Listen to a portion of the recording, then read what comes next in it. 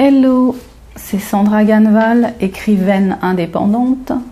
Aujourd'hui, petite vidéo pour vous parler d'un livre que j'ai terminé il y a quelques temps et qui s'appelle « Le grand mystère des règles, pour en finir avec un tabou vieux comme le monde ». Ce livre a été écrit par Jack Parker. Alors Jack, je ne sais pas pourquoi Jack, mais c'est une jeune femme en fait qui a écrit ce livre. Elle tient un blog qui s'appelle Passion Menstrue. Et donc elle a décidé d'écrire ce bouquin, de tenir ce blog parce qu'elle était vraiment passionnée par le sujet des règles et qu'elle trouvait qu'on n'en parlait pas suffisamment, en tout cas peut-être pas de la bonne façon, et d'écrire ce bouquin pour parler des tabous qui sont liés aux règles et essayer de justement lever ces tabous, d'en parler pour faire avancer la connaissance des femmes de ce sujet et puis pour qu'elles puissent se détacher de certaines idées négatives qui sont liées au fait d'avoir ces règles. Donc tabou, les règles c'est tabou, hein, effectivement, tabou religieux, tabou dans la société. J'ai jamais entendu une femme clamer qu'elle avait ses règles. C'est quelque chose qui se dit toujours un petit peu en catimini.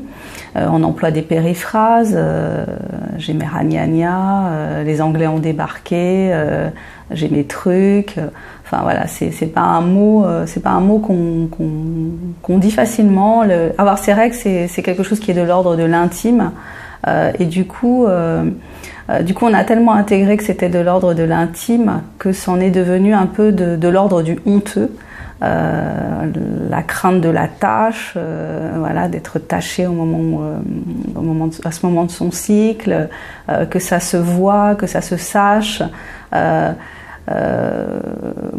On attend, quand on est jeune fille, on attend d'avoir ces règles qui marquent un passage en fait, un passage de l'état d'enfant à l'état de jeune fille justement.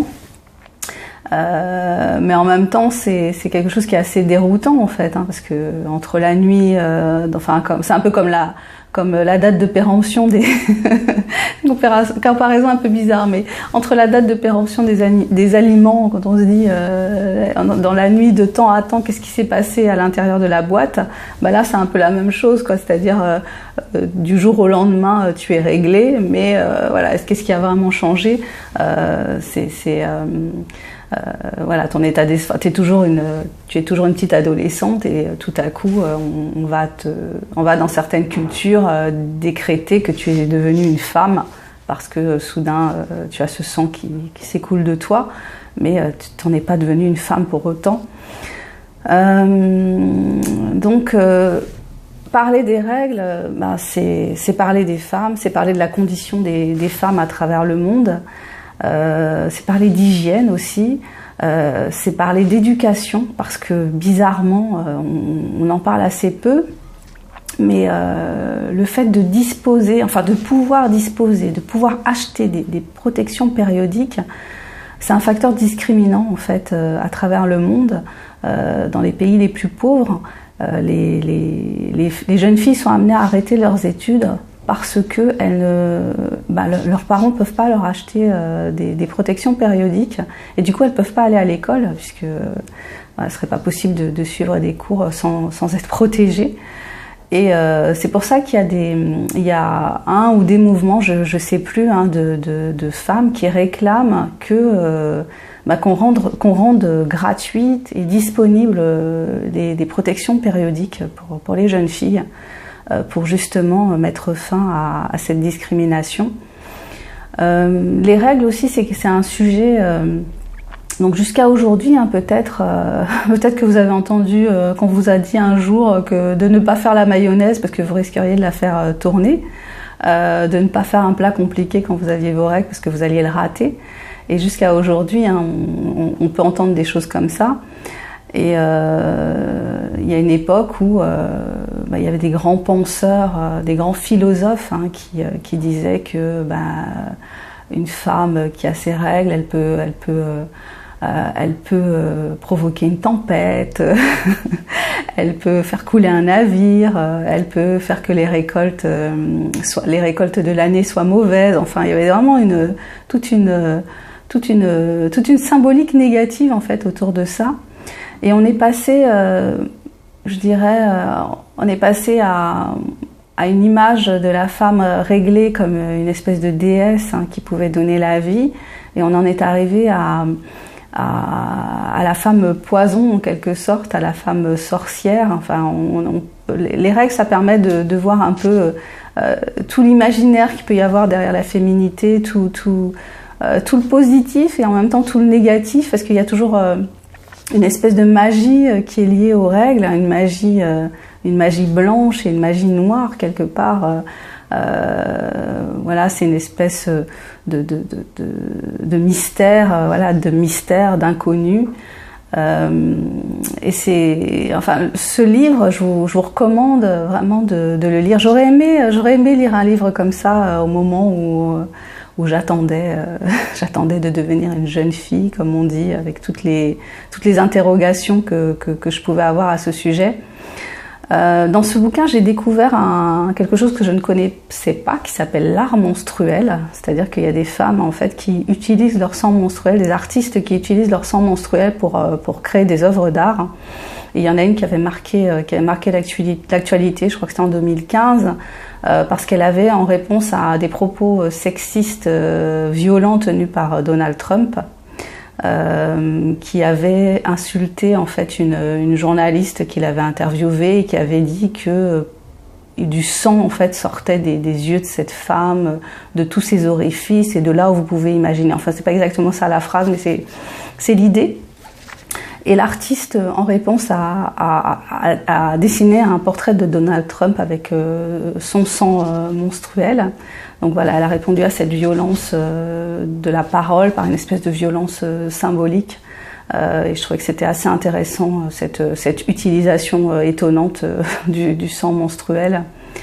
Dans ce livre, on apprend aussi, je ne sais pas si vous allez l'apprendre, mais on sait, enfin moi je sais que les protections périodiques, c'est un enjeu économique, et puis c'est aussi, on a aussi un questionnement par rapport à ces protections périodiques, parce que les industriels n'ont pas obligation de dire ce qu'il y a à l'intérieur. Ça pose question sur la façon dont ils nous considèrent les femmes, dont ils prennent soin de notre santé ou pas. Elle parle aussi de la publicité, la façon dont les protections périodiques nous sont vendues, où le sang n'est pas montré évidemment, il est toujours représenté par un liquide bleu, enfin souvent représenté par un liquide bleu. On est soupçonné de ne pas sentir bon quand on a nos règles, on est toujours dans un truc un peu particulier, un peu négatif, voilà, des fois subtilement négatif. C'est vraiment intéressant de lire ce livre. C'est vraiment qu'on soit homme ou femme, je pense qu'on peut vraiment trouver intérêt à lire ce livre. Il évoque aussi le fait que les jeunes filles, enfin certaines jeunes filles ne connaissent pas leur corps finalement, ce qui peut paraître bizarre. On est au XXIe siècle, on est en France, mais donc l'auteur raconte qu'elle est allée sur plein de forums sur Internet, et que les questions l'ont estomaquée quoi, quelque part, la représentation que certaines jeunes filles ont de leur corps, de l'arrivée de leurs règles, de ce qui va se passer, de ce que ça veut dire. C'est quand même assez inquiétant parfois. Et puis parler des règles, c'est aussi parler de la sexualité. Et la sexualité, comme les règles, c'est un sujet, même si on a l'impression qu'on peut en parler, c'est quelque part des sujets tabous en fait. Voilà, j'en veux pour preuve le nombre de grossesses non désirées qu'il peut y avoir chez les adolescentes. Et je pense qu'il y a un travail de parole à faire là-dessus. Alors je sais pas trop comment, mais voilà, dire les choses simplement, laisser la parole ouverte, peut-être en parler différemment quand on fait des cours d'éducation sexuelle, même si c'est pas évident les cours d'éducation sexuelle avec des adolescents. Mais voilà, donc je pense qu'il y a beaucoup de choses à faire à ce niveau-là. Je crois qu'on est dans une période où on ouvre, où la parole s'ouvre, se libère. Enfin, j'espère en tout cas pour les femmes. Voilà, je vais m'arrêter là parce que je suis en train de faire trop long. J'espère que je vous aurai donné envie en tout cas de lire ce livre qui s'appelle donc Le grand mystère des règles pour en finir avec un tabou vieux comme le monde.